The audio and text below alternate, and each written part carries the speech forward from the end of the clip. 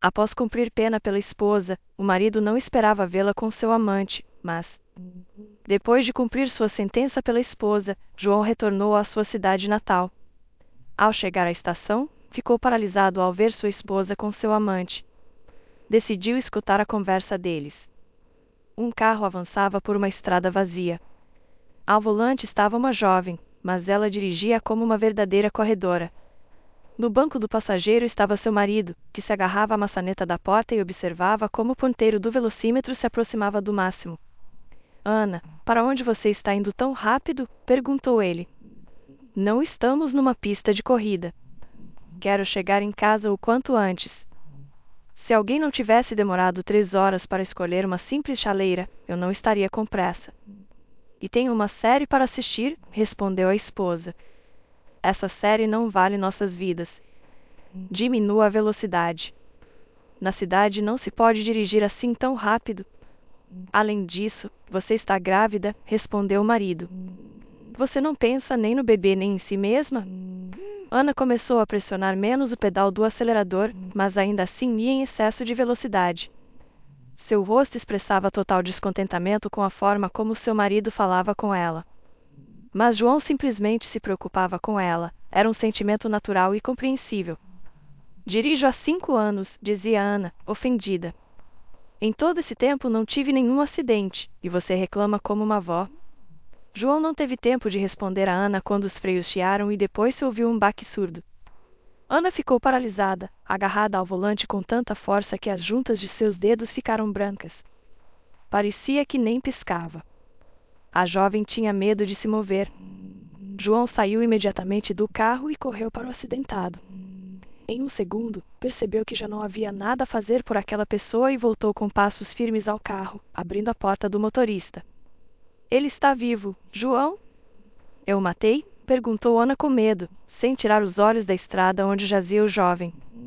Uma poça escura se formava sob sua cabeça, aumentando cada vez mais. Saia do volante, respondeu João. Rápido, antes que alguém nos veja. Saia. Ana, sem entender nada, desafivelou o cinto e saiu do carro. Aproximou-se do acidentado e virou-se bruscamente, cobrindo os olhos com as mãos. A jovem começou a chorar e sentou-se no banco do passageiro, ficando assim com o rosto coberto pelas mãos, soluçando baixinho.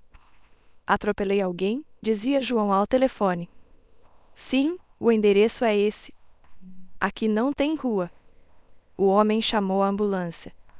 Quando Ana ouviu as palavras de seu marido, entendeu que ele queria assumir a culpa. Tirou bruscamente as mãos do rosto e olhou para seu esposo como um cão fiel olha para seu dono. Por que você fez isso? Perguntou Ana quando João voltou ao carro. Sua voz tremia de medo. Não falava, mas soluçava, embora muito baixo. Porque esse rapaz já não tem salvação, respondeu seu esposo. Prefiro ir para a cadeia do que minha esposa grávida. Ana chorou amargamente. De repente, começou a bater no carro, na porta, no porta-luvas. Ana literalmente estava tendo uma crise de nervos. Não entendo de onde ele saiu. Nem vi como apareceu na estrada, dizia ela. Eu também não o vi, respondeu seu esposo. O rapaz procurou o próprio problema. Queria atravessar no local proibido. Aqui não tem faixa de pedestres e, por sorte, não há câmeras. A cadeia? Você diz que vão te colocar na cadeia? Lamentava-se a jovem. Mas ele saiu correndo sozinho.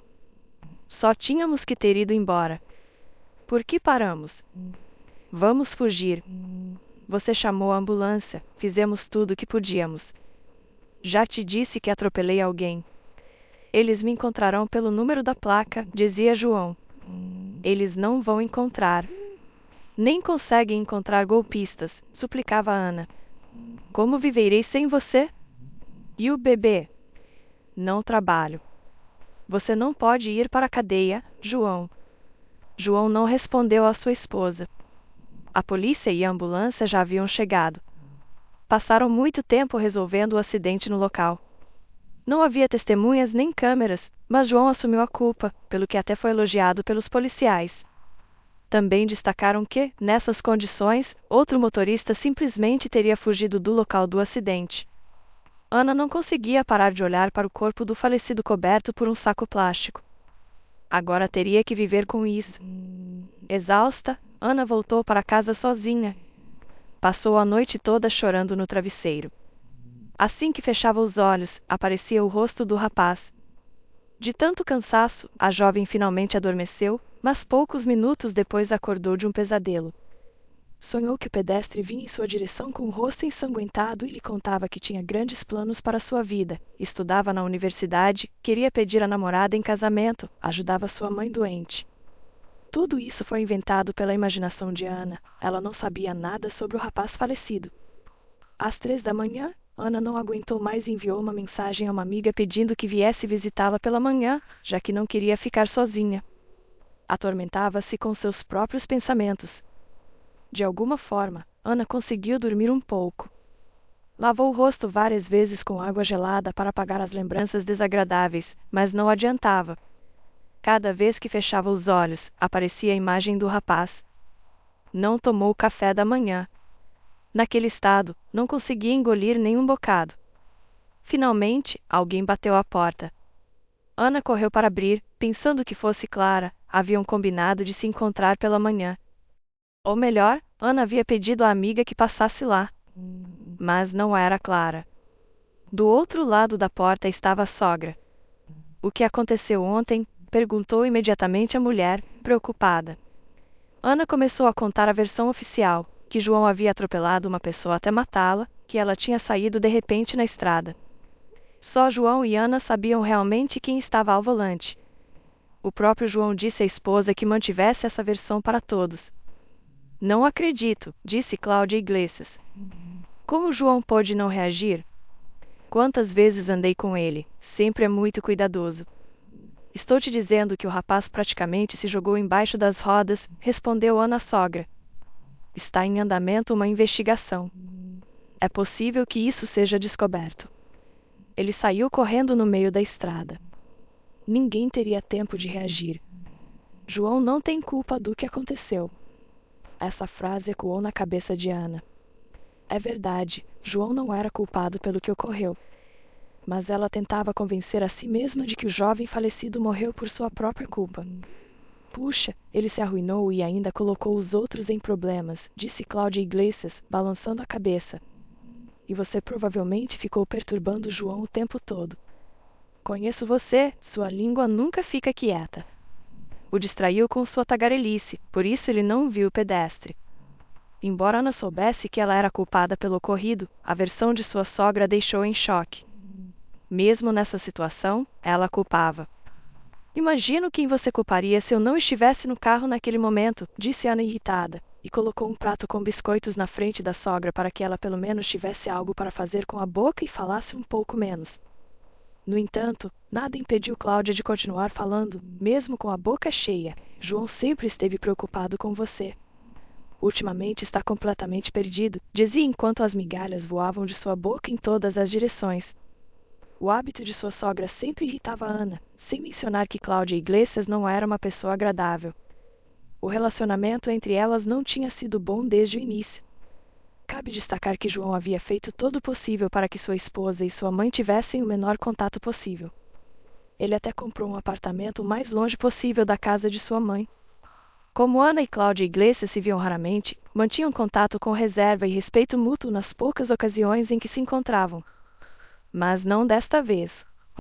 Você ficou ainda mais exigente com a gravidez. Ele fez tudo por você, continuava dizendo a sogra.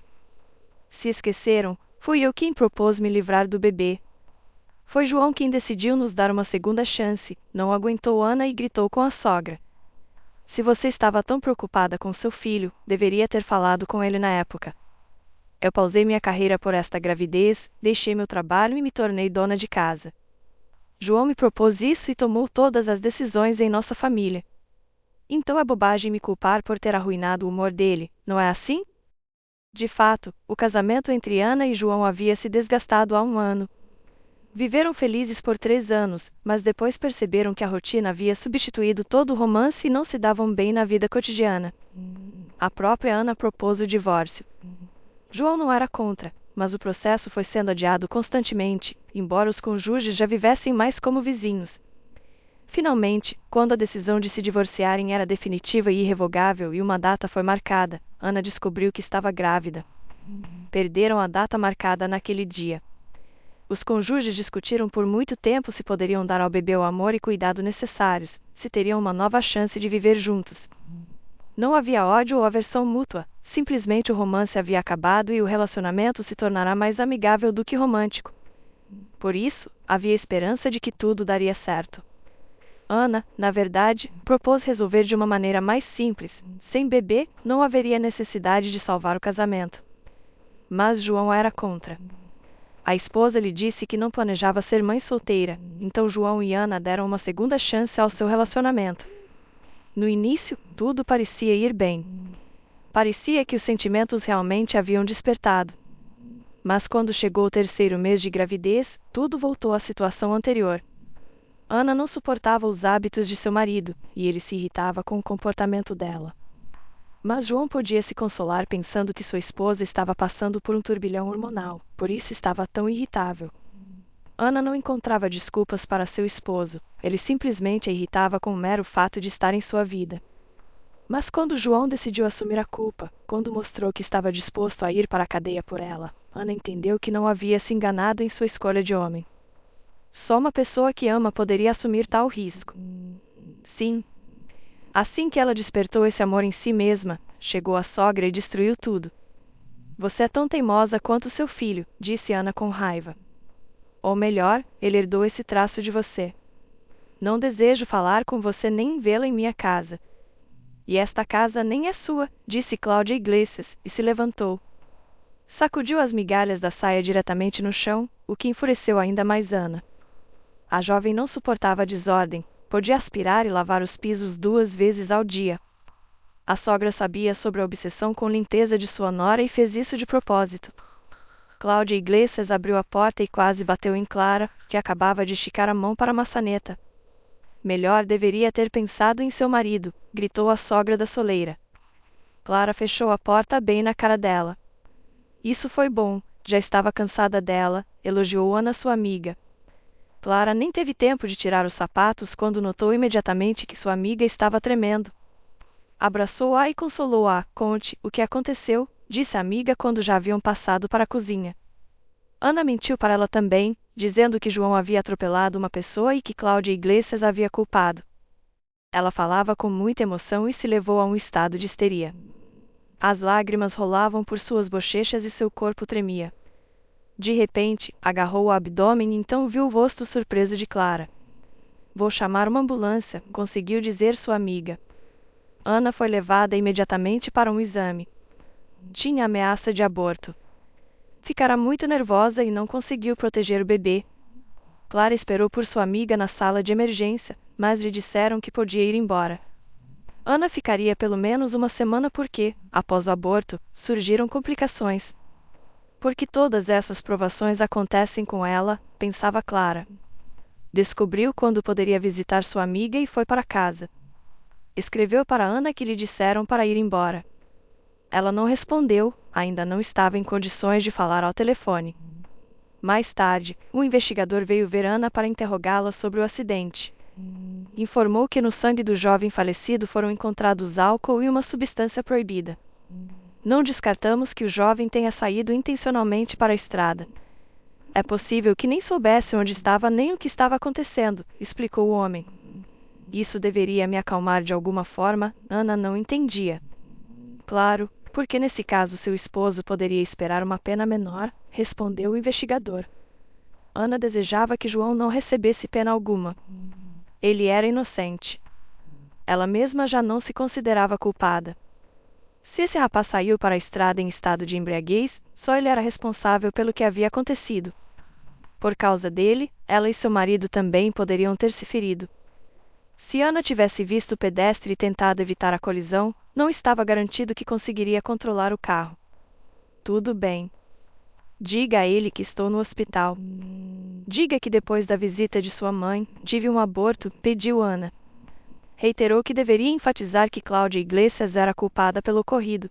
Devido à sua internação no hospital, Ana não pôde comparecer ao julgamento, mas Clara foi em seu lugar. Após a alta, as amigas se encontraram e Clara contou que o julgamento havia sido favorável a João. Até mesmo a parte acusadora não pressionou muito. A mãe daquele rapaz estava lá e, sabe, me parece que até se sentiu um pouco aliviada, disse Clara. Esse jovem era um verdadeiro fardo para ela, era um alcoólatra.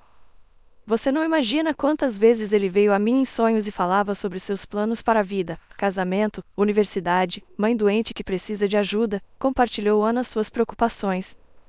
Pode ter certeza, essa pessoa não tinha esses planos, respondeu sua amiga. Espero que isso acalme um pouco sua consciência, embora não entenda por que você se atormenta tanto. Ao volante estava João. Ana corou e desviou o olhar. A seu esposo deram 7 anos por um crime que não cometeu. O advogado convenceu a jovem de que João receberia no máximo 5 anos, considerando o estado do falecido, mas o tribunal decidiu de outra forma. Não se preocupe, o tempo passará rápido, tentou tranquilizar sua amiga Clara. Sempre estarei por perto. Não deixarei você cair em depressão. E se eu não quiser esperá-lo? Disse inesperadamente Ana. Sabe que nosso relacionamento já estava por um fio, e 7 anos na minha idade é um tempo considerável. Imagine, agora tenho 27 anos e quando João sair, terei 34. E ele voltará sendo uma pessoa diferente. De repente, eu poderia perceber que não quero mais estar com ele. Nesses 7 anos, eu poderia encontrar outro homem e ter um bebê. Imagine, se não fosse pelo aborto, João sairia quando nosso filho já estaria na escola. Clara pensou que sua amiga estava em pânico, por isso falava assim. Pediu que se acalmasse e pensasse em tudo com a cabeça fria. Agora você só vai piorar as coisas e depois se arrependerá, disse ela. Aguente um pouco e depois pense. Só imagine o estado de João. Primeiro vai para a prisão e depois você anuncia que quer o divórcio. E quando penso em mim? Perguntou Ana. Depois as amigas ficaram em silêncio até que Ana recebeu uma ligação. Era o advogado de João. Informou que a jovem tinha a oportunidade de encontrar-se com seu esposo antes que o enviassem para a prisão. O homem insistiu que era importante encontrar tempo para a reunião, porque João tinha uma mensagem muito importante para sua esposa. Ana respondeu que iria de qualquer forma. Só não diga que você não pensa em esperá-lo, eu te imploro, disse Clara ao se despedir, e foi para casa. Ana não pensava em dizer a João seus pensamentos de imediato. Além disso, sabia que ele havia assumido a culpa. Mas não sabia como agir. Por um lado, não queria trair seu esposo. Mas por outro, também não queria perder tempo valioso. No dia seguinte, João seria transferido para a prisão. Ela se levantou cedo para passar pela loja e preparar uma bolsa para ele. Os guardas revisaram minuciosamente seus pacotes, descartaram algumas coisas e permitiram outras. Ana entrou na sala de visitas com as pernas tremendo. Não pôde conter as lágrimas, mas João se manteve digno. Por que lhe deram 7 anos? Disse Ana abatida quando se sentou na cadeira em frente a seu esposo. O advogado prometeu não mais que 5.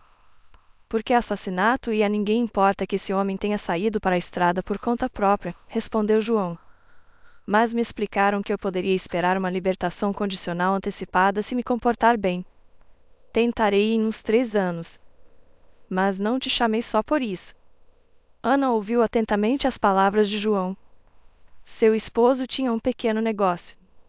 Não era milionário, mas tinha uma renda constante e boa. João se dedicava à fabricação de móveis.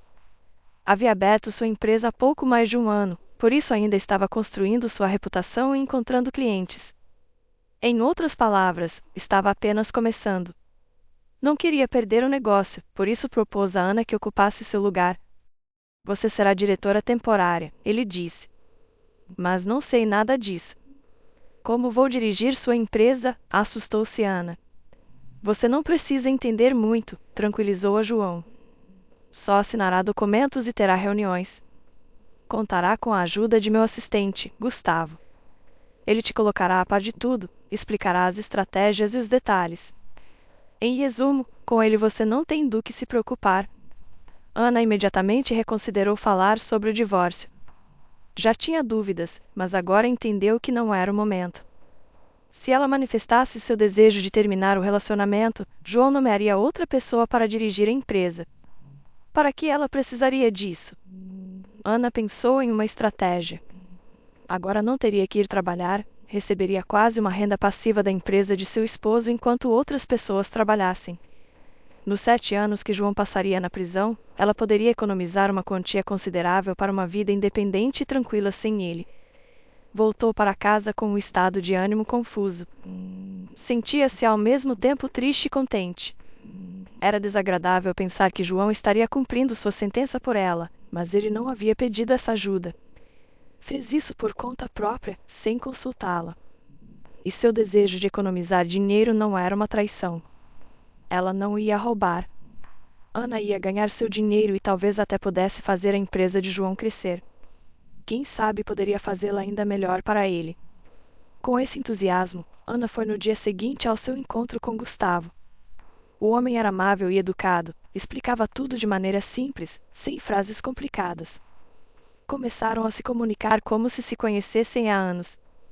Proponho que celebremos nosso encontro em algum restaurante, disse Gustavo quando a parte formal da reunião chegou ao fim. Não tenho objeções, respondeu Ana enquanto afastava uma mecha de cabelo atrás da orelha. Faz muito tempo que não me convidam para um restaurante. A jovem claramente estava flertando. Gustavo lhe parecia um rapaz simpático. Ele também mantinha uma conversa bastante leve. Não era a típica relação entre chefe e subordinado. Já havia se passado um mês desde que João estava na prisão. Era um tempo bastante difícil. Não podia se acostumar à vida na prisão. Mas havia uma boa notícia que levantou seu ânimo. Soube que uma vez por mês sua esposa poderia visitá-lo. A viagem até o local de encarcelamento levava cerca de 10 horas. Pensou que não era um grande sacrifício para encontrar-se com seu ente querido. Quando chegou o dia da visita, ninguém apareceu. João pensou que Ana simplesmente não sabia que podia visitá-lo. Decidiu escrever uma carta pedindo que viesse no mês seguinte. Viverei só para esta visita, leu Ana as últimas palavras da carta.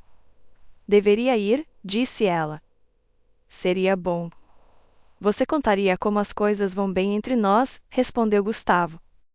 Deveria contar-lhe tudo o que está acontecendo, riu-se a jovem e piscou o olho para o assistente. Durante esses 30 dias que Gustavo e Ana trabalharam juntos, seu relacionamento adquiriu um matiz diferente. Eram mais que apenas colegas. Uma vez, depois de um negócio bem-sucedido, acordaram na mesma cama. Embora Ana tivesse traído seu esposo no primeiro mês de sua prisão, estava administrando bem o negócio. Tinha muito que contar a João. Decidiu que iria à visita. Não estava certo abandonar seu esposo de imediato. Passou outro mês e novamente só João ficou sem visitantes. Voltou a escrever para sua esposa, pedindo ao menos que respondesse. Durante esses 2 meses, Ana não lhe havia escrito nenhuma única carta. João temia que as cartas não chegassem até ela. Já havia enviado mais de 10 durante seu encarcelamento. Ana chegou em casa segurando outro envelope nas mãos. Entrou no quarto onde Gustavo estava meio despido na cama. Me esqueci completamente que na semana passada tinha que ir à prisão, disse sem mostrar arrependimento. Ele me escreveu outra carta longa. A jovem amassou a carta e a levou para a lixeira sem nem mesmo lê-la. Acho que você se apressa em ignorar João, gritou Gustavo e a jovem parou. Ele esperará 1 ano, talvez 2, e então pensará que você o abandonou e solicitará o divórcio por conta própria. É possível fazer isso da prisão? Não sei sobre o divórcio, mas nomear outra pessoa como diretor da empresa em seu lugar é muito possível, respondeu Gustavo. Você tem razão, preciso escrever uma carta, disse Ana depois de pensar um pouco.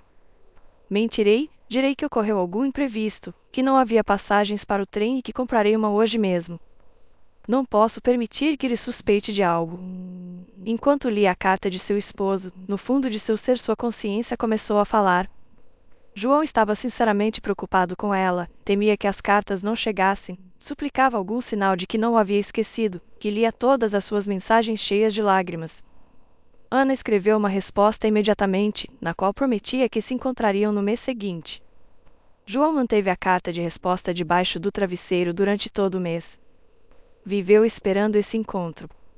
A atmosfera na prisão era assustadora.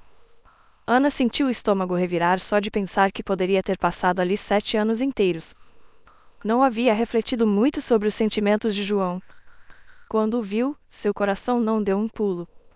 Era uma pessoa completamente alheia para ela, mas interpretou o carinho de maneira muito hábil. João nem sequer suspeitava que o coração de sua esposa estava ocupado por outro homem. Só tinham 1 hora.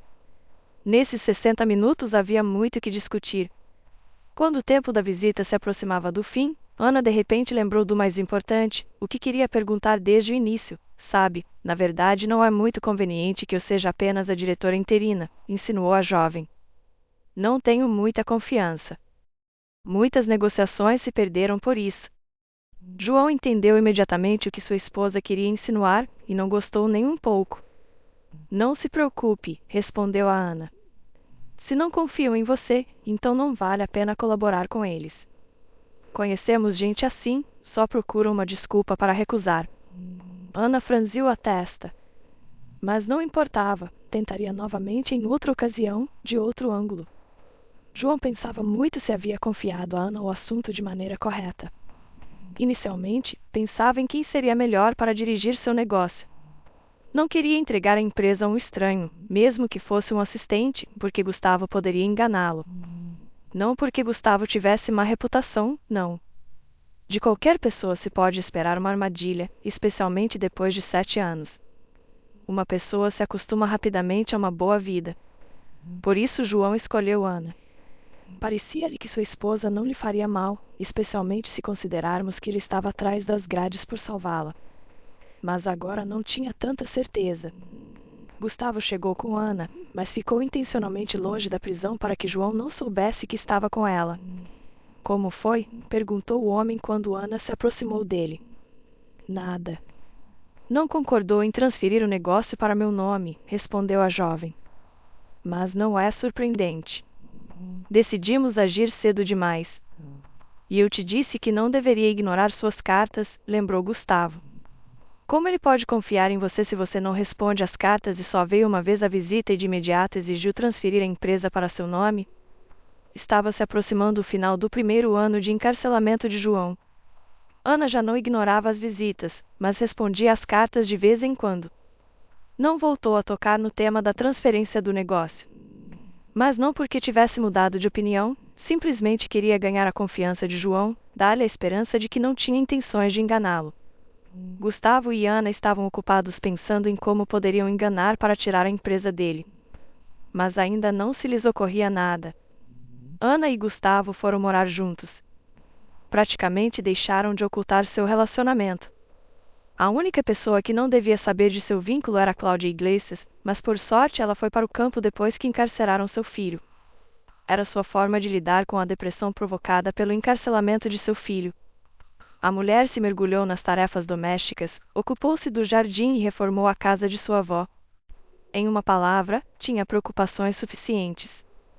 Diferentemente de Ana, Cláudia Iglesias escrevia cartas a seu filho constantemente. No início, João não contou à sua mãe sobre seu relacionamento com sua esposa, mas depois que ela começou a esquecê-lo com mais frequência e na última visita sugeriu novamente que queria ser a proprietária completa do negócio, João pediu à sua mãe que investigasse sua esposa. Tinha suspeitas de que ela poderia estar envolvida com outro homem. Ela chegava às visitas demasiado feliz e bonita. Não, João não pensava que Ana devia ter renunciado a si mesma depois de ele ser encarcelado, mas ela se ocupará demais de sua aparência e parecia ou bem uma mulher livre aberta a novos relacionamentos, ou uma moça já apaixonada. João literalmente teve que superar seu próprio orgulho quando pediu à sua mãe que fizesse isso, porque sabia que ela começaria a repreendê-lo e a lamentar-se. Esse era o tom que se sentia em sua última carta. Cláudia Iglesias reagiu como um cão que recebeu uma ordem. Com muito gosto, preparou-se e foi à casa de sua nora sem aviso prévio. A sogra tinha as chaves do apartamento de seu filho, então foi pela manhã, pensando que Ana estaria no trabalho. Cláudia queria primeiro revistar o apartamento, ela certamente poderia encontrar rastros masculinos no lar. Gustavo e Ana eram seus próprios chefes, então não se apressavam para trabalhar pela manhã.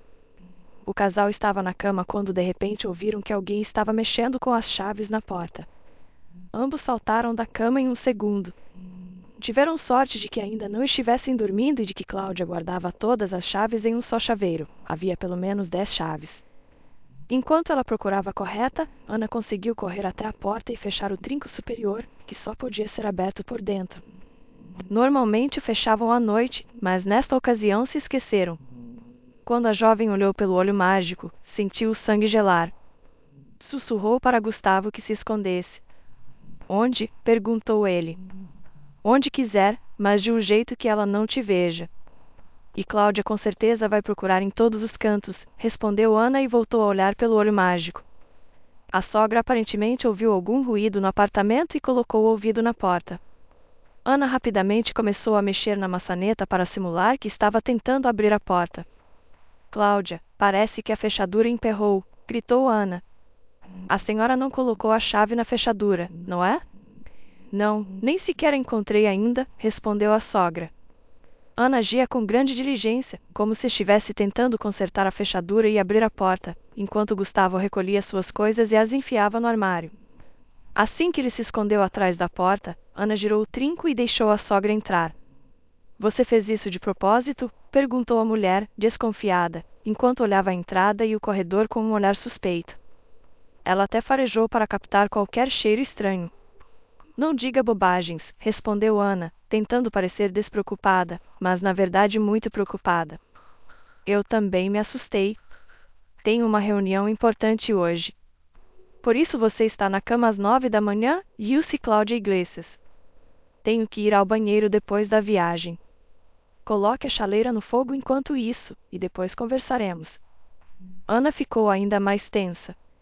No banheiro, não tiveram tempo de limpar nada, e ali havia uma lixeira na qual ela havia jogado ontem uma carta de João. Mas a jovem esperava que sua sogra não fosse tão louca a ponto de revirar o lixo. Foi colocar a chaleira no fogo enquanto tentava lembrar se havia algo no banheiro que pudesse comprometê-la a ela e a Gustavo. Alguns minutos depois, Cláudia entrou na cozinha. Estava pálida, quase verde. Ana se assustou a princípio com a cor da pele de sua sogra, e então notou que em suas mãos ela carregava uma carta. A mulher não hesitou em vasculhar a lixeira. Ana temia que nessa carta João expressasse de maneira velada que lamentava ter assumido uma culpa alheia. Ele mais se queixava de como estava mal e de que às vezes lamentava sua decisão. João não é culpado? Perguntou Cláudia, quase num sussurro. Ele não atropelou o rapaz? Sente-se, por favor, e beba um pouco de água. A senhora está com uma aparência tão ruim. Estou preocupada, pediu Ana com preocupação e virou-se para procurar um copo e enchê-lo de água. Mas no carro não havia mais ninguém além de você, disse a sogra, sem dar atenção à nora. Foi ele quem te defendeu. Ana procurava freneticamente utensílios. Onde tinham ido parar todas as suas xícaras e copos? De repente, ouviu um baque surdo atrás dela. A jovem parou e temeu virar-se. Ana, o que você está esperando? Chame uma ambulância, gritou Gustavo, que já estava na porta. A jovem não entendia nada. Por que seu amante saiu correndo de roupa íntima se sua sogra havia chegado, que claramente estava ali para fazer uma inspeção? E por que Cláudia não dizia nada? E que barulho era aquele? Ana estava tão assustada que não conseguia juntar as peças e tirar conclusões. Gustavo viu que sua amada estava em choque. Ana continuava congelada com a mão estendida para cima e segurando a porta do armário. Então ele deu de ombros e correu para buscar o telefone. Ana voltou a ver como cobriam um corpo com um lençol. Ficou sentada na cozinha olhando fixamente para um ponto, sem entender como dizer agora a João o que havia acontecido e como evitar levantar suspeitas de que ela era responsável pela morte de sua mãe, embora não se pudesse dizer que Ana era culpada por isso. A jovem decidiu que pelo menos nesta situação não mentiria para João e lhe diria que o coração de Cláudia parou depois de ler a carta de seu filho para sua esposa. Só que ela omitiu que a mensagem foi tirada da lixeira por sua mãe. Gustavo não foi ao funeral. Disse que em seu lugar iria para casa recolher algumas coisas. Agora vivia com Ana, mas não havia se mudado completamente. Às vezes ia para casa para pegar o que precisava. Em sua caixa de correio, Gustavo também encontrou uma carta. Naturalmente, só João poderia ter escrito para Gustavo. O amigo e chefe pediu a Gustavo que cuidasse de Ana. Parecia-lhe que sua esposa estava ocultando algo. Advertiu que deveria estar atento aos assuntos profissionais dela, pois poderia estar preparando algum tipo de armadilha. Claro que vou vigiá-la. Não se preocupe, amigo, respondeu em voz alta Gustavo. E pegou uma folha de papel e uma caneta. O homem se apressou em escrever uma carta de resposta porque, diferentemente de Ana, era importante dar a aparência de que se importava com João. Precisamente por sua atitude, Ana havia sido colocada sob suspeita. Primeiro enviaram sua sogra, depois um assistente. Se isso continuasse assim, alguém poderia começar a seguir também Gustavo. Isso era algo que o homem não podia permitir, por isso imediatamente começou a escrever a carta de resposta. Clara sabia que sua amiga havia começado um relacionamento com outra pessoa, mas não pensou que ela e seu amante também estavam planejando tirar o negócio de João. Embora Ana lhe tivesse dito de imediato que não pensava esperar seu esposo, Clara, por alguma razão, sentia pena dele. Elas se comunicavam pouco, principalmente em celebrações quando Ana convidava todos os seus amigos. Clara era próxima de João, mas sentia pena dele. A amiga decidiu falar com Ana e dar-lhe um conselho. Você está tão radiante de felicidade, elogiou Clara. Dá para notar que está apaixonada. Você vai começar a me dar lições agora, respondeu a amiga revirando os olhos. Mas já te digo de antemão que não sinto culpa alguma. João ainda tem 6 anos na cadeia e eu estou vivendo os melhores anos da minha vida. Não te julgo. Não discuto que você é uma mulher bonita e quer ser feliz. Mas como João reagiu ao seu novo relacionamento? Perguntou Clara. Ana corou e explicou que não havia contado nada a João. Clara arregalou os olhos surpresa e disse imediatamente que isso estava errado. Ele saberá mais cedo ou mais tarde, disse Clara. Não é possível ocultar isso durante 6 anos. Se você decidir se casar de novo ou engravidar, como vai explicar isso a João? Ana pensou e disse que não planejava se casar e que podia mentir sobre a gravidez. Clara ficou ainda mais surpresa e um pouco irritada. Então por que você se preocupa com os anos que passam? Perguntou. Por que se apressar em se mudar se não planeja nada sério? Ana ficou desconcertada desta vez. Não sabia o que responder. Não podia dizer à sua amiga que não falava de divórcio com João porque esperava tirar-lhe seu negócio. A jovem decidiu que era melhor mentir e dizer que havia falado de tudo com seu esposo, em vez de inventar uma desculpa. Hoje mesmo escreverei uma carta para ele, prometeu Ana. Clara se acalmou e mudou de assunto. Logo notou que sua amiga não parecia tão interessada em continuar a conversa. Além disso, Gustavo havia chegado em casa e Clara não queria encontrar-se com ele, então decidiu ir embora rapidamente. Quando Clara desceu ao primeiro andar, viu a carteira. A mulher estava bem em frente à caixa de correio de Ana e a olhava confusa. Você sabe se alguém vive no apartamento 32? Perguntou a Clara. Sim, eu moro lá, mentiu a jovem sem razão aparente.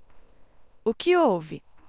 Acontece que já não tenho onde colocar as cartas, queixou-se a carteira. Mas quando viu o olhar confuso e ao mesmo tempo amável de Clara, suavizou-se um pouco. Há uns 3 meses que deixo cartas aqui. Por que você não as recolhe? A carteira entregou a Clara uma carta e pediu novamente que esvaziasse a caixa de correio. A mulher estava prestes a ir embora, mas Clara deteve. Desculpe, estive fora e por isso não recolhi o correio. Mas tenho outro problema. Clara falava com insegurança porque não sabia mentir, mas a carteira acreditou nela. Perdi a chave da caixa de correio. Você poderia me dizer como abri-la? Pelo que entendo, esses cadeados têm um mecanismo muito simples. Você pode abri-lo com uma faca comum, aconselhou a mulher. Clara agradeceu e começou a pensar se havia algo que pudesse funcionar como uma faca. Esvaziou o conteúdo de sua bolsa sobre o parapeito da janela. É claro que não tinha uma faca, mas tinha as chaves de sua própria caixa de correio.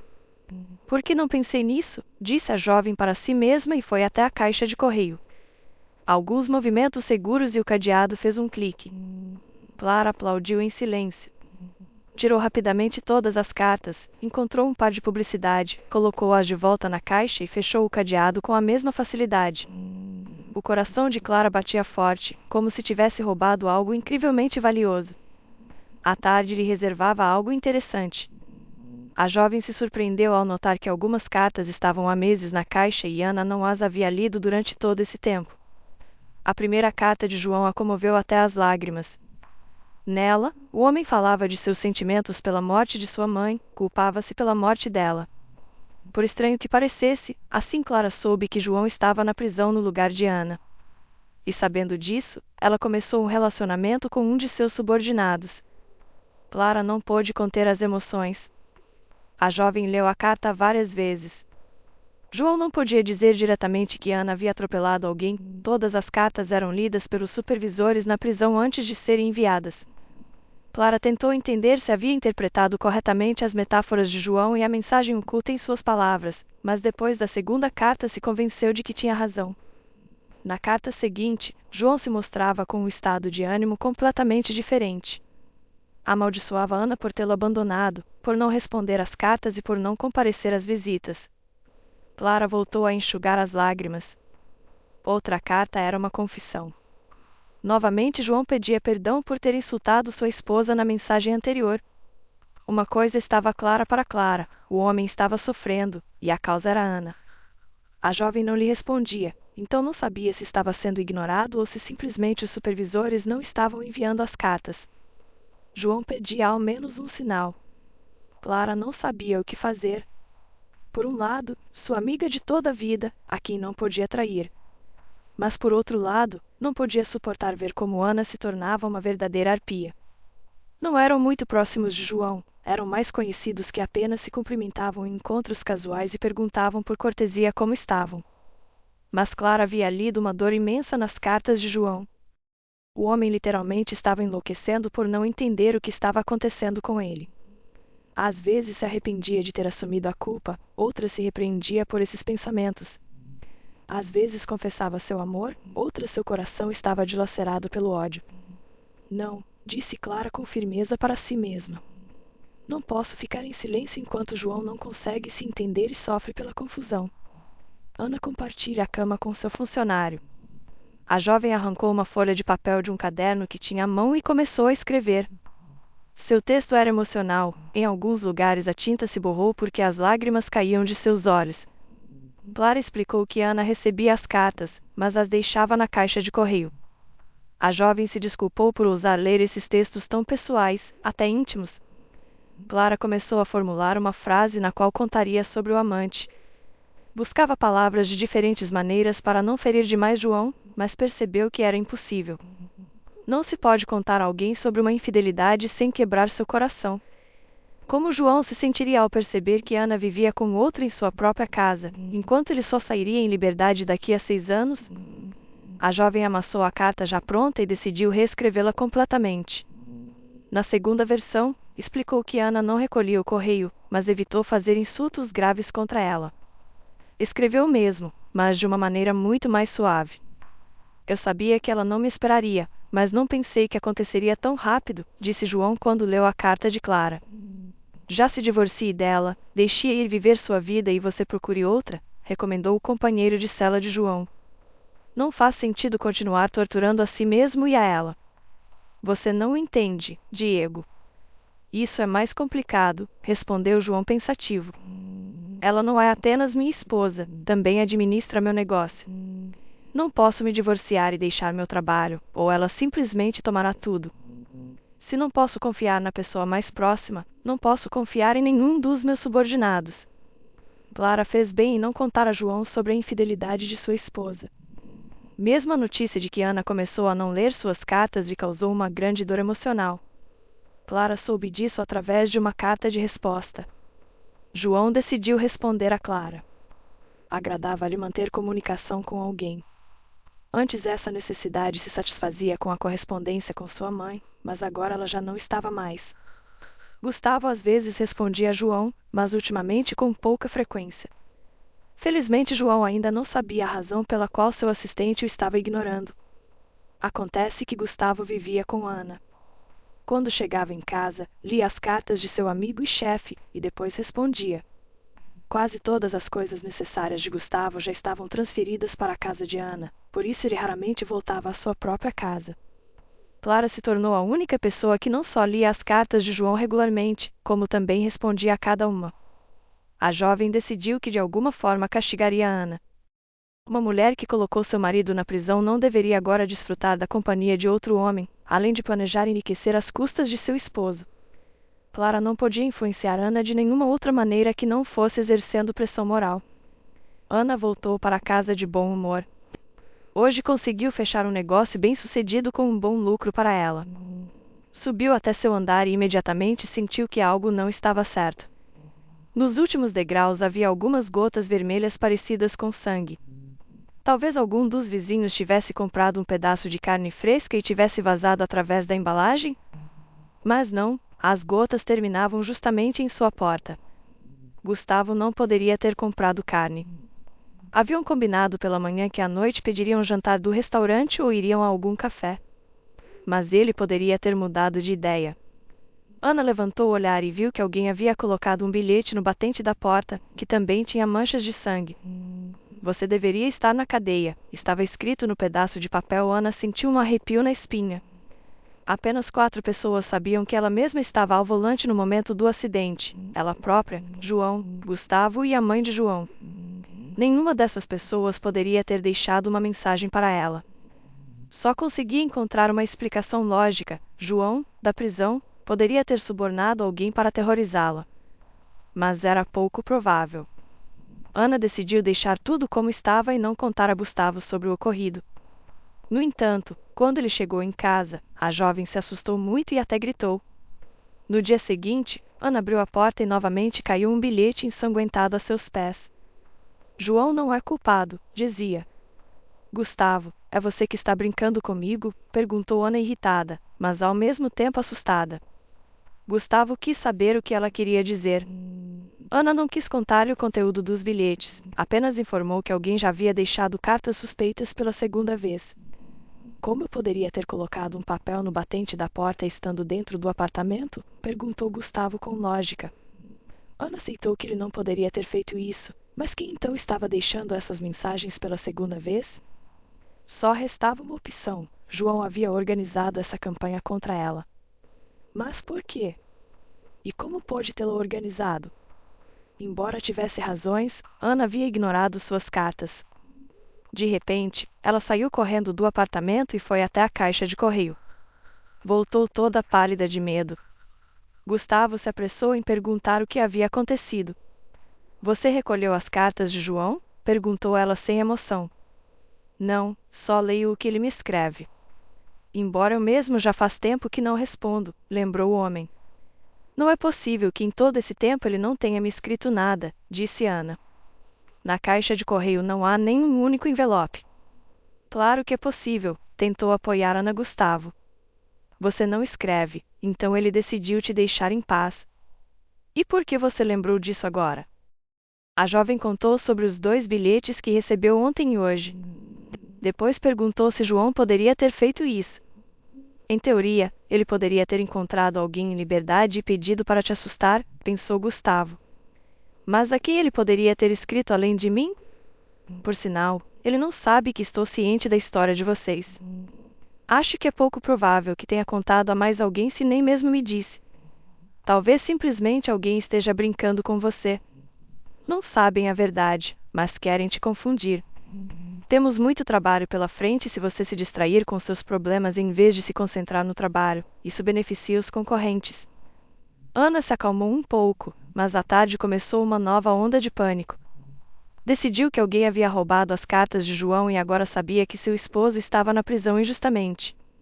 Mas ele não te disse isso na carta, disse Gustavo. Precisamente disso ele falava na mensagem após a qual Cláudia Iglesias sofreu um infarto, respondeu Ana. Claro, nunca disse diretamente, mas se minha sogra entendeu, então alguém mais poderia ter adivinhado. Chega, isso é uma bobagem, disse Gustavo, acenando com a mão e voltando para casa. Quem pensaria em roubar uma caixa de correio? O que se esperaria roubar de lá? Assim que Ana se recompôs e parou de se inquietar, notou letras vermelhas enormes no asfalto abaixo de suas janelas. Imediatamente pediu a Gustavo que parasse o carro e correu para o prédio. Gustavo não entendia o que estava acontecendo e, após um minuto, viu os olhos de Ana na janela, cheios de terror e lágrimas. O homem se apressou em direção a ela. Ana não respondeu a nenhuma de suas perguntas, apenas apontou com o dedo para a inscrição no asfalto. Você deve estar na cadeia, estava escrito no asfalto.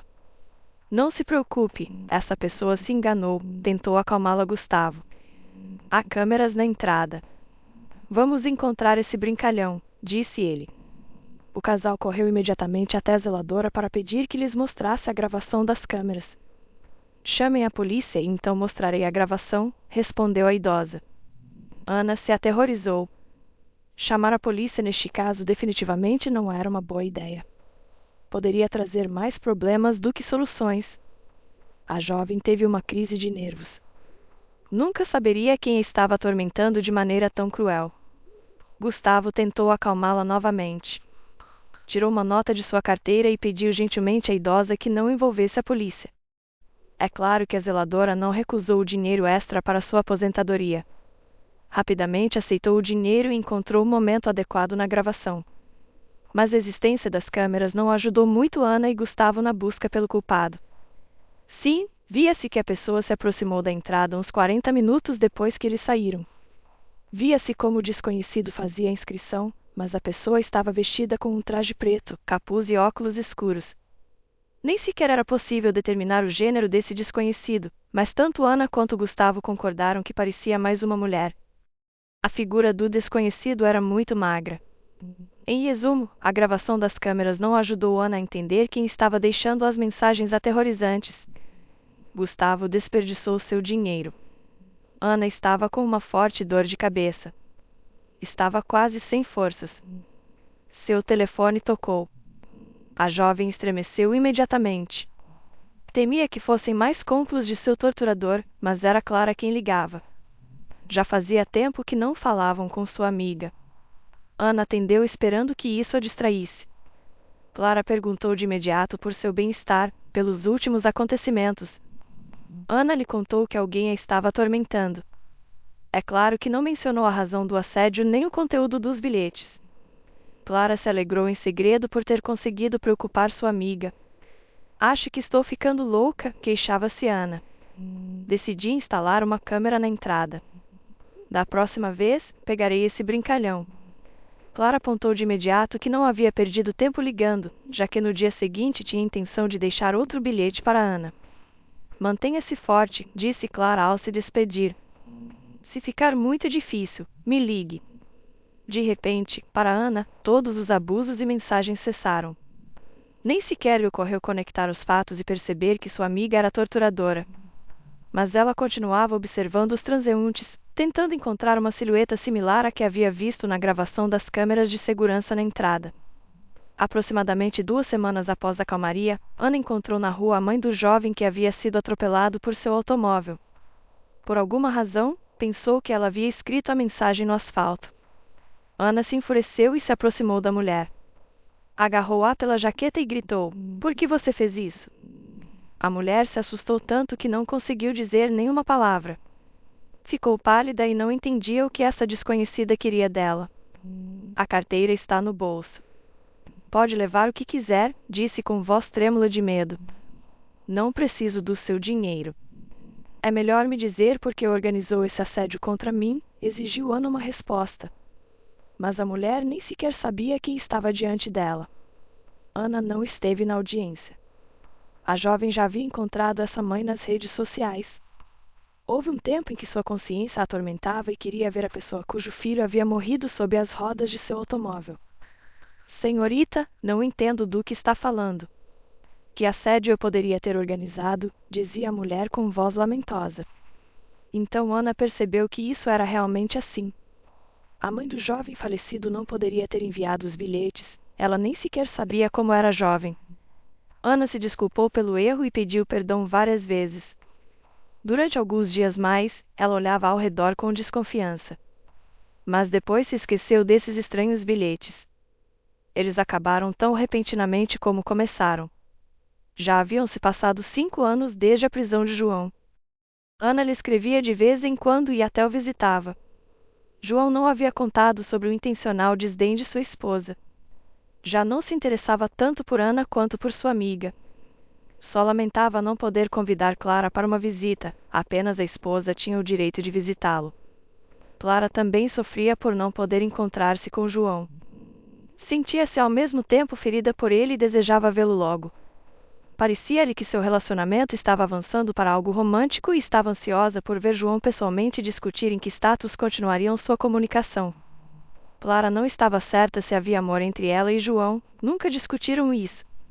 Mas ela havia colocado todos os seus pretendentes na lista negra e se recusado a conhecer alguém novo no último ano. Ana só havia ido uma vez antes do Natal, por isso a jovem não sabia que João havia tentado obter a liberdade condicional antecipada.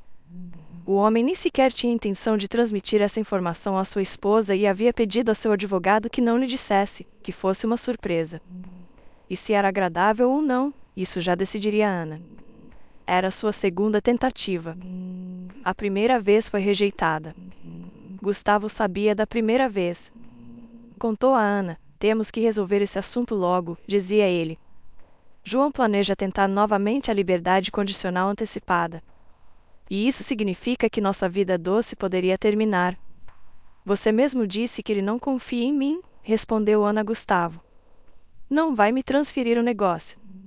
Além disso, se ele vai sair em breve, por que faria isso? Então temos que fazer com que ele não saia, refletiu Gustavo. Em princípio, há uma opção. Ana estava tão obcecada com o dinheiro que nem sequer queria considerar a possibilidade de ter que entregar o negócio. Já o considerava como seu. Apesar de seu amor por uma vida luxuosa, a jovem não queria trabalhar. Estava disposta a fazer todo o necessário para que tudo permanecesse igual. Ela adorava viver com Gustavo, obter praticamente uma renda passiva. Para ser feliz, só lhe faltava uma coisa: tornar-se a proprietária absoluta da empresa de João. Segundo o plano inicial, Ana só queria acumular fundos levando uma parte dos lucros. Ela fez isso e tinha uma soma considerável em sua conta. Mas agora não queria apenas uma parte, Ana queria tudo. Uma semana depois, Ana e Gustavo já se dirigiam à estação.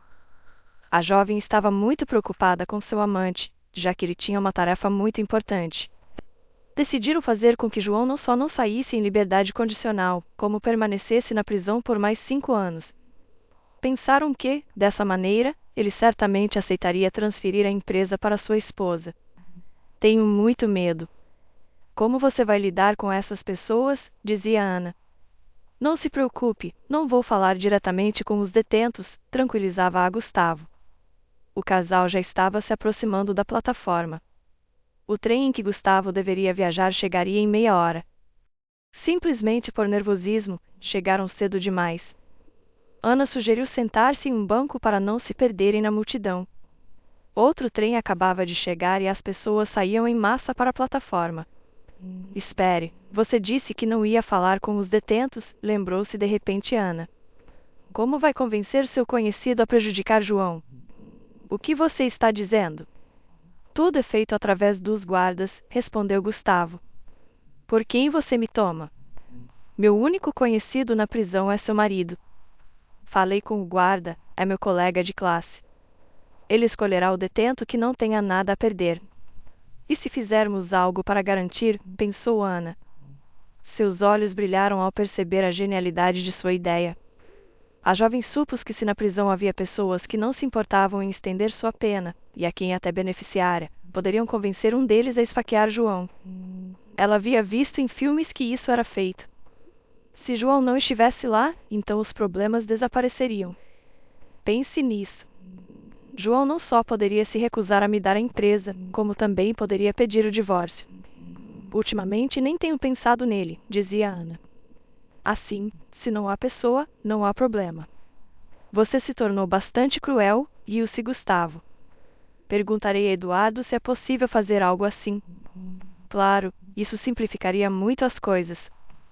É claro que se Ana não tivesse esquecido seu esposo, como ela mesma disse, teria sabido que seu plano com o amante estava condenado ao fracasso. Além disso, Gustavo havia perdido a última carta de seu amigo. Foi para casa justamente antes de se preparar para a viagem, mas o homem estava com muita pressa, então não olhou a caixa de correio. Se não fosse assim, Gustavo saberia que João já havia passado pelo julgamento para a liberdade condicional antecipada e a obtivera. Além disso, João acabava de chegar em casa no trem que parou na plataforma justamente no momento em que Ana e Gustavo entraram na estação. Só Clara sabia que João já havia sido liberado. Ela o esperava no estacionamento da estação. A jovem se ofereceu para recebê-lo. Ela se apaixonara por João através da correspondência, mas não sabia se seus sentimentos eram correspondidos. Clara queria estar por perto no momento em que o homem chegasse em casa e descobrisse que sua esposa estava com outro. A jovem esperava oferecer apoio a João e assim se aproximar dele. Mas não era necessário. Clara já se tornara a pessoa mais próxima para João, e ele também entendia que ao voltar para casa teria uma conversa séria com Ana sobre o divórcio. Percebia que não podia ficar com ela. Mas o destino tinha uma jogada ainda mais interessante para João. O homem passava justamente ao lado de Ana e Gustavo quando eles se dirigiam ao banco. O casal nem sequer o notou na multidão. João não correu em sua direção com abraços. Sigilosamente, seguiu sua esposa e seu colega e sentou-se logo atrás de seu banco para escutar a conversa. João não entendia por que esses dois estavam na estação. Supôs que Gustavo falava com sua esposa apenas por motivos profissionais. E aqui viu um casal apaixonado. Mas ainda mais interessante que seu relacionamento era sua conversa. João ouviu tudo desde o início. Fez um grande esforço para não sair de seu esconderijo e falar com Gustavo em termos de homens. João decidiu que se vingaria da mesma maneira que sua esposa e seu amante, às escondidas. Clara começava a ficar nervosa. Sabia que o trem de João havia chegado faz tempo, mas o homem não saía em sua direção. Decidiu ir procurá-lo. De repente, notou que o homem estava escondido atrás do banco. Felizmente, ele também pôde vê-la. João fez um sinal para que ela não o delatasse e, em um segundo, Clara viu também o casal cuja conversa ele estava ouvindo. Clara imediatamente entendeu a situação. Alegrou-se em segredo que João já soubesse da infidelidade de sua esposa e que ela estivesse ali como havia planejado. Clara decidiu que também seria melhor se esconder, mas João também lhe fez sinais para que distraísse Gustavo e Ana. "Olá!", gritou alegremente Clara e se aproximou de Ana. As duas não se viam há 3 anos. Não tinham brigado, simplesmente deixaram de se ligar e de se visitar. Portanto, Ana se alegrou sinceramente de encontrar sua velha amiga. "Aonde você vai?", perguntou Ana. "Ao contrário, estou voltando", mentiu Clara. "Estive em uma viagem de negócios. Recebi um novo cargo, então não te escrevi, não tinha tempo." "E você, veio ver João?" Ana ficou desconcertada e corou. Respondeu que desta vez não poderia visitar seu marido, por isso seu amigo ia em seu lugar. "Dá para ir à prisão com amigos?", surpreendeu-se Clara. Quase deixou escapar que também queria visitar João, mas não lhe permitiram. Felizmente se conteve a tempo. Ana ficou ainda mais confusa. Mas então Gustavo veio ao resgate. Levantou-se do banco e, para a sorte de João, deixou sua bolsa no banco. "Vou entregar um pacote", inventou o homem na hora. "Tenho que entregar-lhe os documentos muito importantes para que os assine. Por isso vou eu mesmo, não confio no correio." Clara notou que João tirava da bolsa de Gustavo sua carteira, telefone e bilhete de volta. Então, continuou distraindo sua amiga e seu amante. João e Gustavo haviam viajado muitas vezes de trem a trabalho, então o homem sabia que seu colega era muito meticuloso e, felizmente, constante em seus hábitos. Cada objeto tinha seu próprio compartimento na bolsa, então encontrar as coisas necessárias não era difícil para João.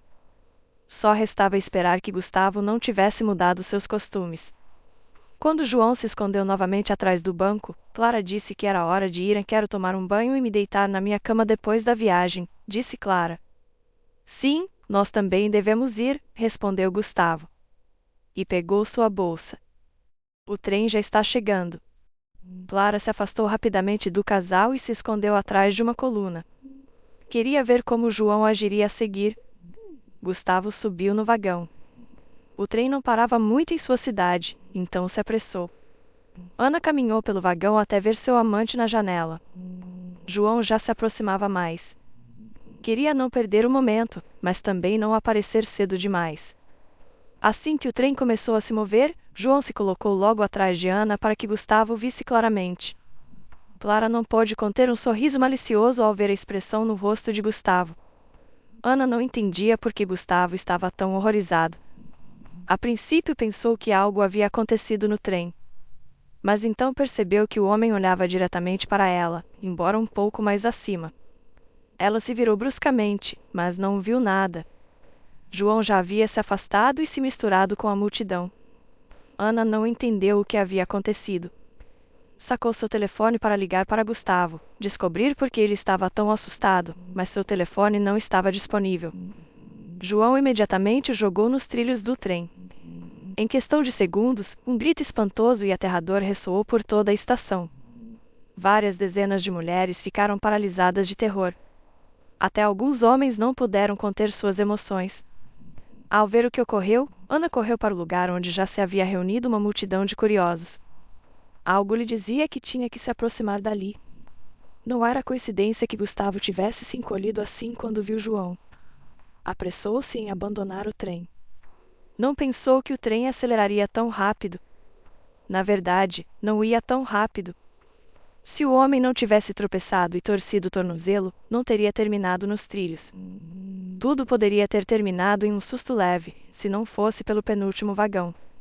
Gustavo correu até o último, mas o trem ia cada vez mais rápido.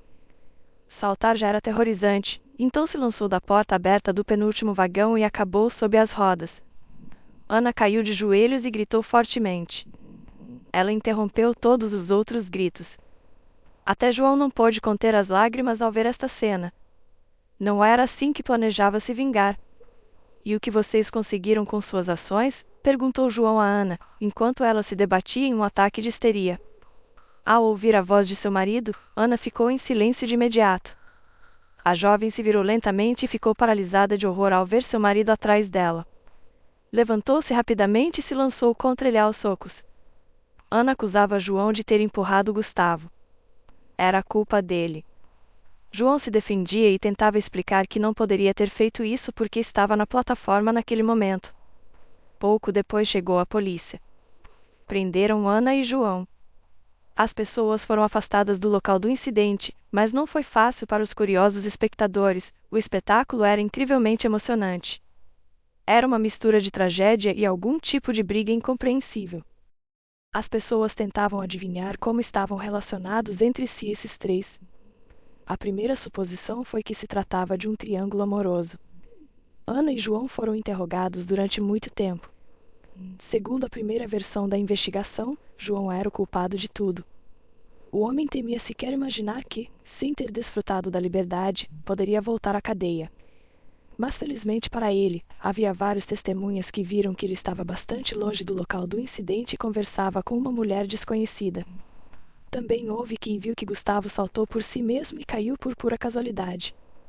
João levou muito tempo para explicar como o bilhete de volta de Gustavo havia chegado às suas mãos.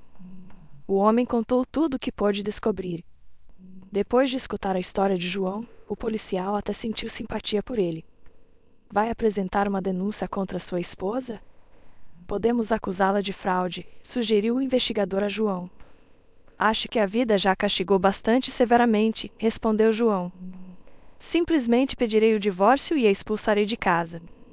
Clara chorou de felicidade quando viu que liberaram João. Correu em sua direção e o abraçou fortemente.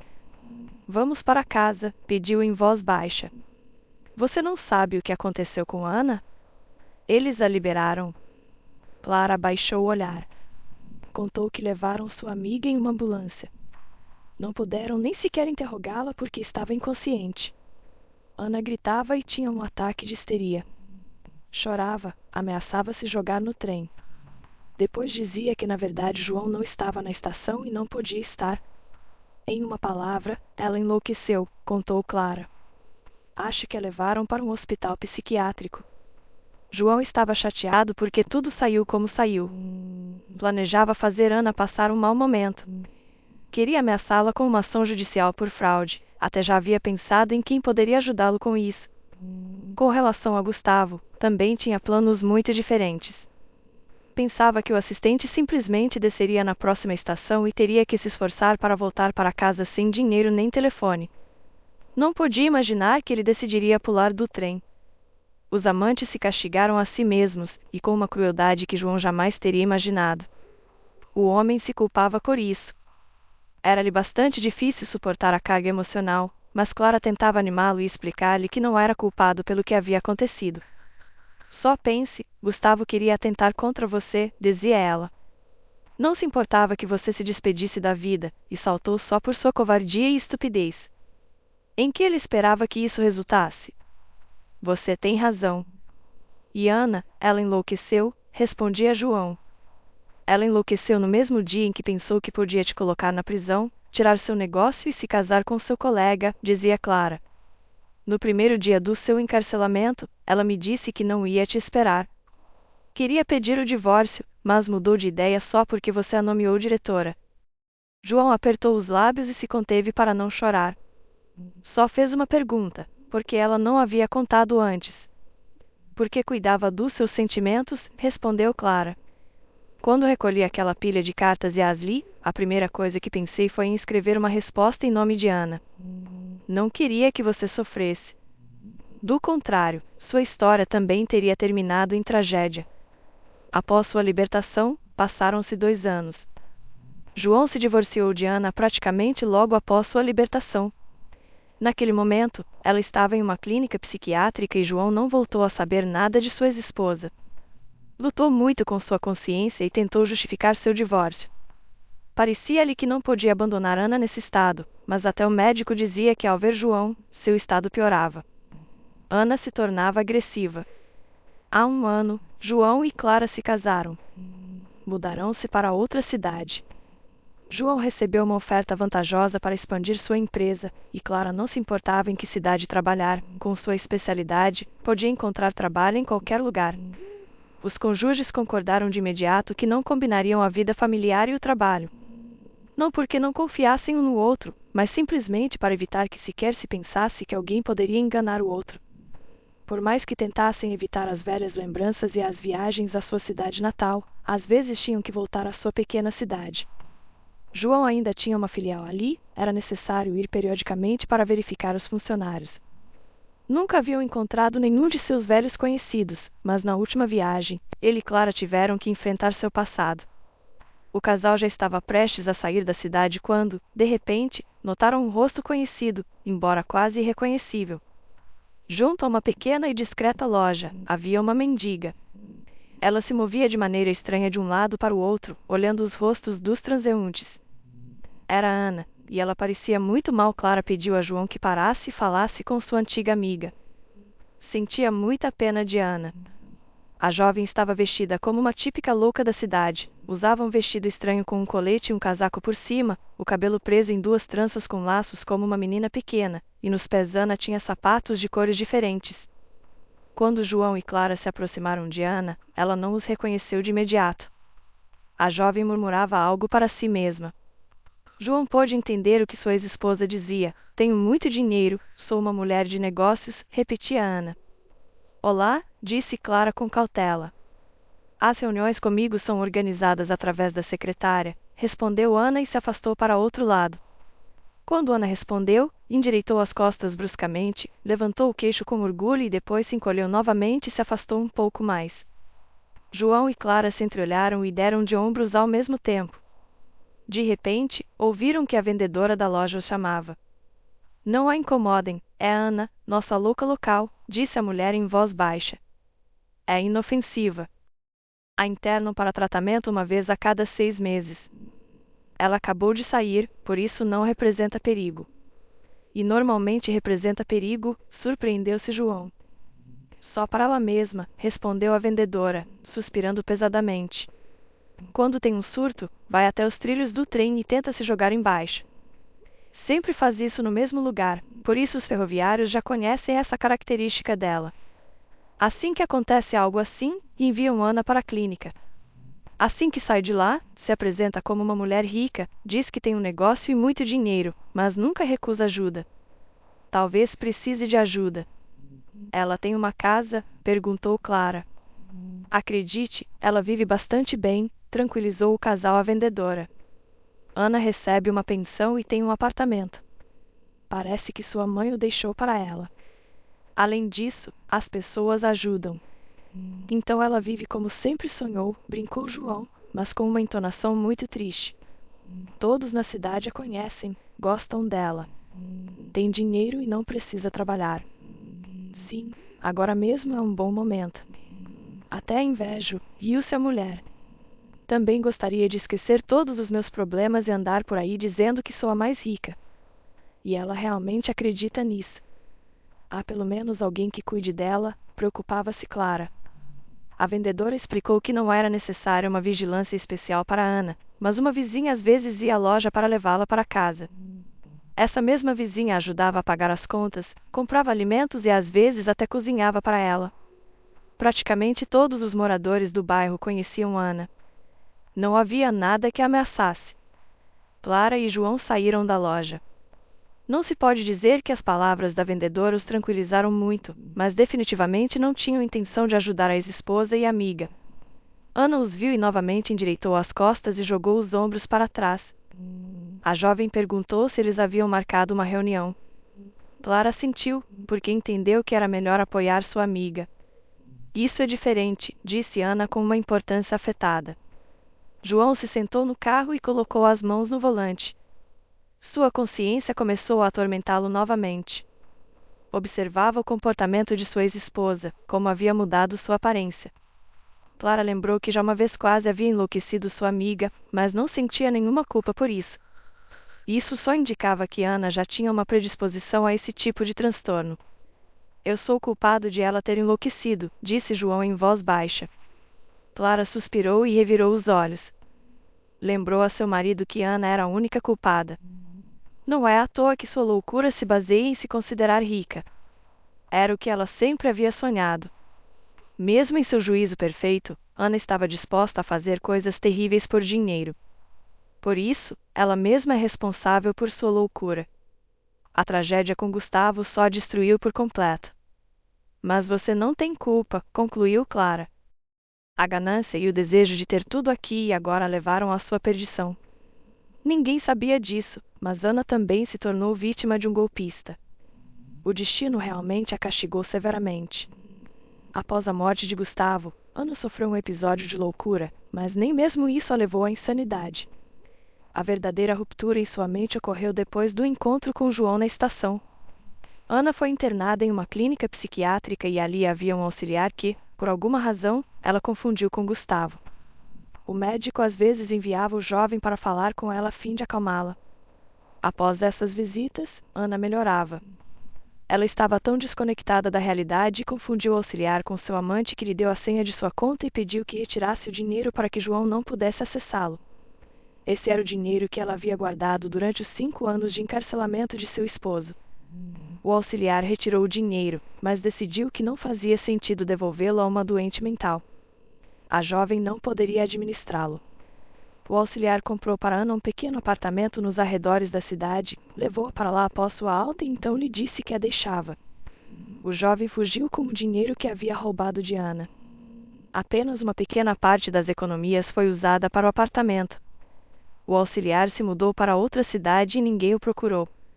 Ana esqueceu completamente suas economias. Acreditou no auxiliar quando ele disse que havia gasto tudo no apartamento. Assim, a busca por riqueza para Ana terminou em um desvio mental. Os fundos que ela havia guardado com tanto cuidado foram parar nas mãos de outra pessoa. Fizeram com ela o mesmo que ela havia planejado fazer com seu esposo. Com o tempo, Ana deixou de perceber a realidade. Esqueceu todas as pessoas de seu passado. Não reconheceria nem Clara nem João, e mesmo Gustavo não o teria reconhecido se pudesse encontrá-lo. João ligou o carro, pisou no acelerador e prometeu a si mesmo que nunca mais voltaria àquela cidade nem àquelas lembranças. Decidiu vender aquela filial e transferi-la para mais perto dele. Já não aguentava ver aquelas casas e aquelas pessoas. Agora João tem uma nova vida, uma nova esposa que espera um filho dele. Não havia necessidade de tocar no que o arrastava para o fundo, no que ele nem sequer queria pensar. Cada um recebeu o que merecia.